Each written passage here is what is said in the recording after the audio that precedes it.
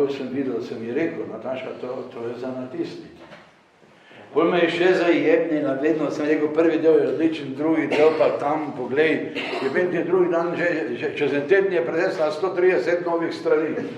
On ne vem, kdaj je pisala, vedno je prinesla celi svežen drugačen. In potem sem, hvala Bogu, se spomnil na svojega prijatelja Hedla, ki je tudi, kot veste, z teh krajev, pa je tu gori v Petkovem mlinu razgrajal s tistimi pankovci,